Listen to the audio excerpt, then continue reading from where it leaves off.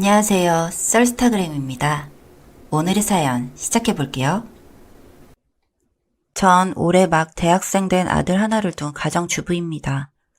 가부장적이고 무뚝뚝한 경상도 남자의 표본인 듯한 무뚝뚝한 남편과 흔하게 시집살이를 시키는 시어머니에 집안일은 뒷전이고 노름하러 다니시느라 바쁘신 시아버지, 그리고 지 아빠를 빼다 박았으나 미워할 수 없는 아들까지.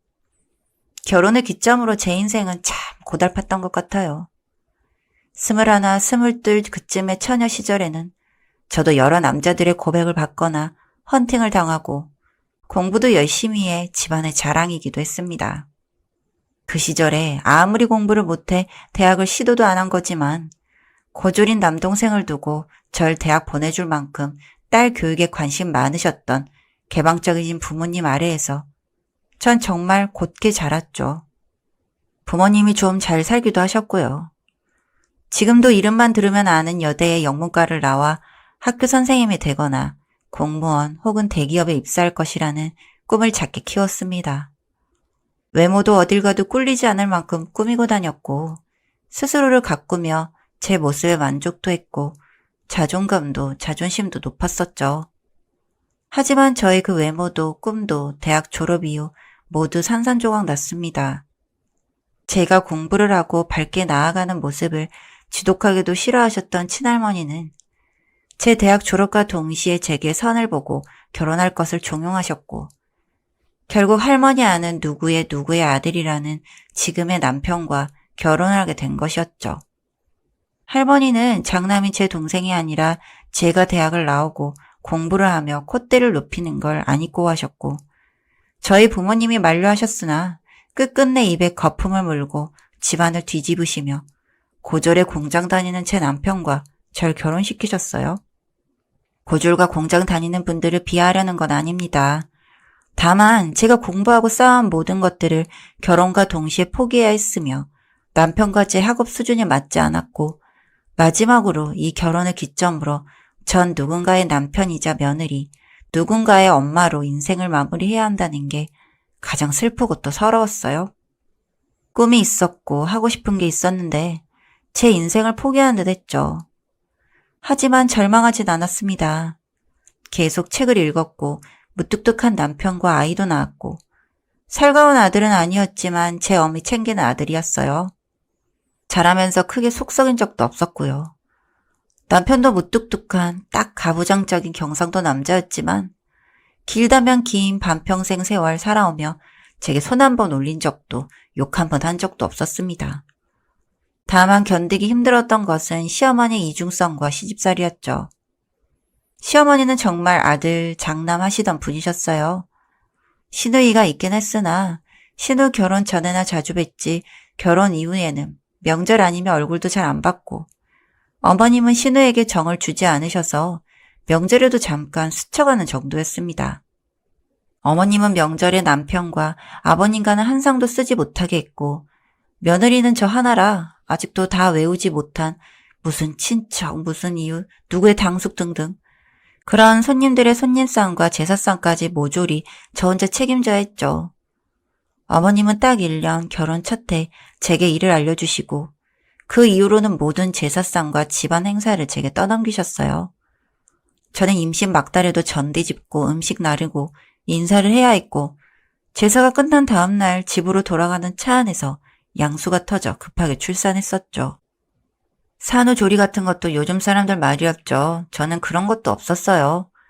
출산한 그 몸으로 애 돌보랴 남편 챙기랴 귀한 손주 보겠다고 찾아오신 시댁 어른들 모시랴 폐음부가 몇 번이나 다시 찢어져 피가 줄줄 새는 와중에도 계집년이 칠칠치 못하게 어른들 앞에서 피를 보였다고 어머니께 뺨을 맞았어요.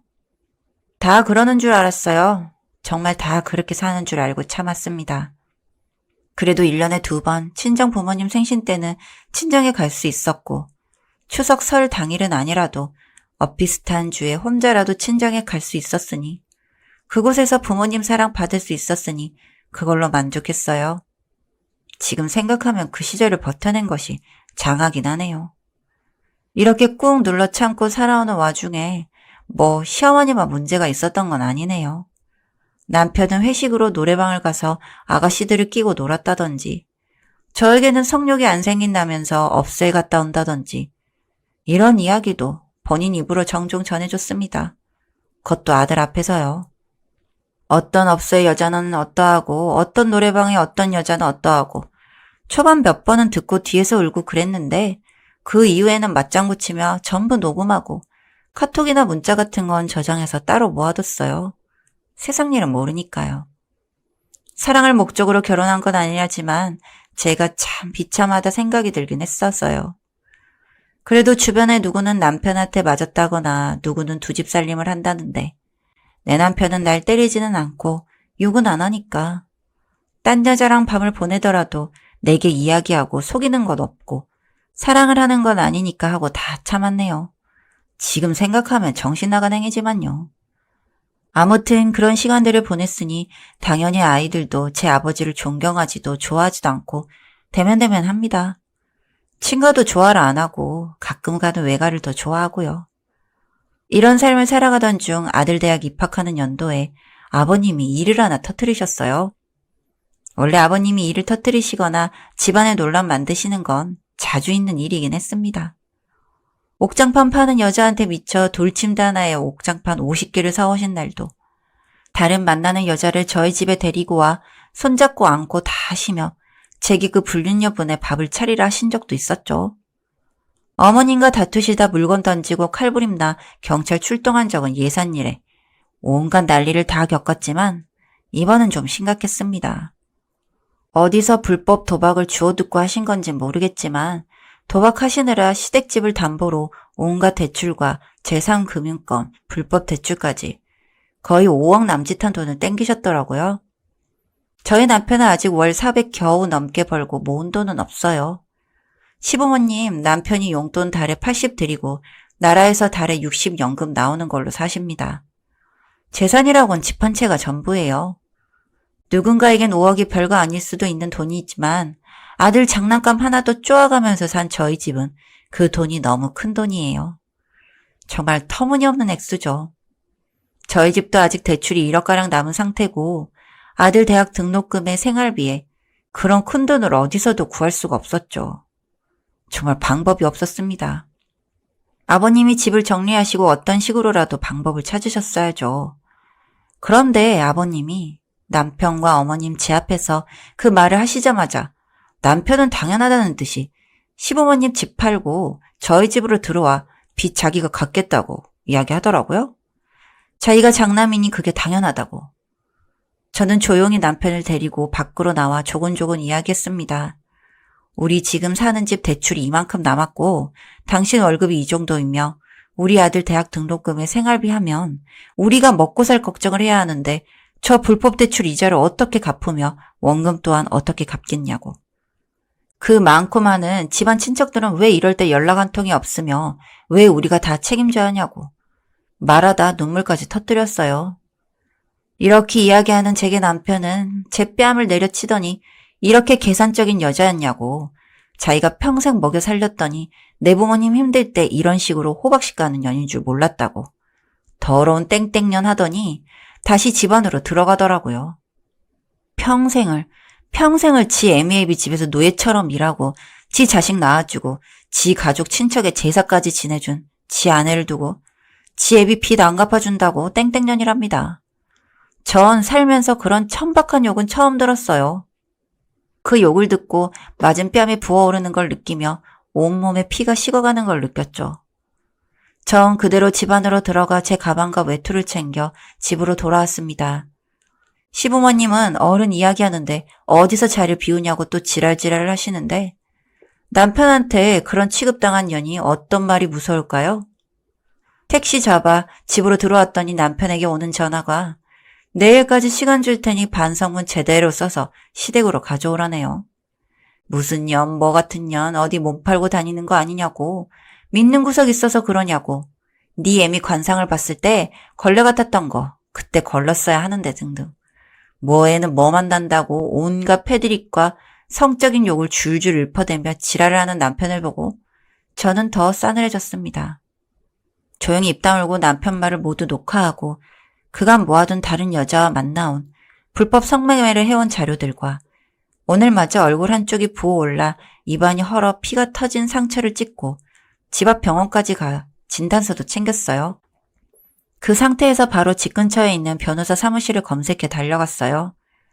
택시 안에서 친정 부모님께 전화해 간략한 상황 설명을 하니 아무 말 없이 고생했다, 미안하다 이 두 마디와 함께 5천만 원 입금해 주시더라고요. 이 나이 먹고도 부모님한테 손 벌려야 하는 상황이 우스우면서도 결국 내 편은 정말 피 나눈 내 가족뿐이구나 싶었어요. 변호사 만나 자료 다 넘기고 이런 상황이라 이혼하려고 한다 하니 고생하셨다고 자기가 알아 처리해주겠다고 하시더라고요. 알아서 소장 및 폭언과 폭행, 불법 성매매에 관련한 부분들 고소도 진행해 주신다 하셨어요. 세상 좋더라고요. 돈이면 다 되고. 평생을 당하면서 더럽게 살아왔는데 모든 일이 끝나는 건 하루 반나절이었어요. 씁쓸하기도 하고 집으로 돌아와 아들에게도 전화를 하니 기숙사에 있는 아들이 제게 달려와 자기가 못 지켜줘서 미안하다고 그 무뚝뚝한 아들이 울더라고요. 아들이 우는데 그제서야 너무 속이 상했어요.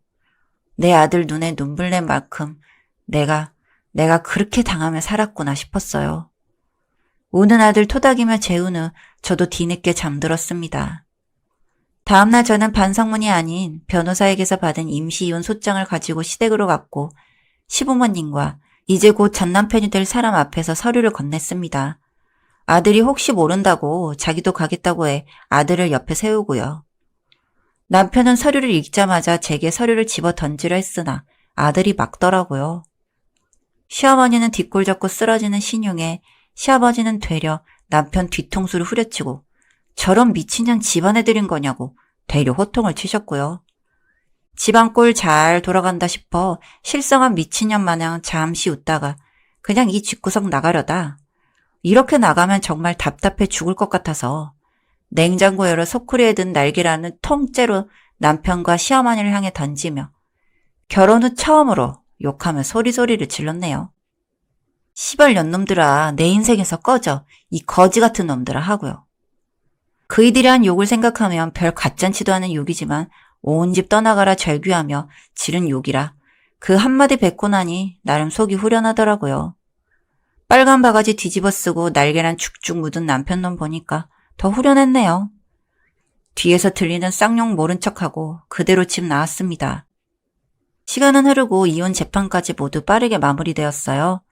재산 분할은 제가 6, 남편이 4였고 남편이 제게 8천만 원 위자료 주기로 되었으나 경제적 능력 부족과 부모님 빚이 있으니 집과 차 등 재산은 제가 가는 족고로 위자료 변제를 하기로 했습니다. 결과적으로 금액은 비슷하긴 했죠. 전 그 집은 반전세 월세로 부동산에 올려두고 아들 학교 근처로 전셋집을 구했어요. 아들이 먼저 저한테 같이 사는 건 어떻겠냐고 이야기를 하더라고요. 아무래도 불안했나 봐요. 그래서 그렇게 하자고 했고요. 저는 늦은 나이지만 친정 부모님의 지원으로 뒤늦게 대학원을 알아보고 있습니다. 대학원이 안 된다면 평생 교육원을 통해서라도 공부를 더해 학원 강사, 도서관 사서 같은 책과 공부와 관련된 일을 하고 싶고 가능하다면 박사학위로 꼭 한번 따보고 싶네요. 정보 같은 건 아무래도 저보다 아들이 빠른 편이라 아는 대로 제게 다 이야기해 주더라고요. 아들이 무뚝뚝한 게 아니라 지 아버지 때문에 시무룩해져 사느라 그랬던 거였어요. 저희 아들 정말 활발하고 성격도 좋고 정말 착하고 좋은 아이였네요.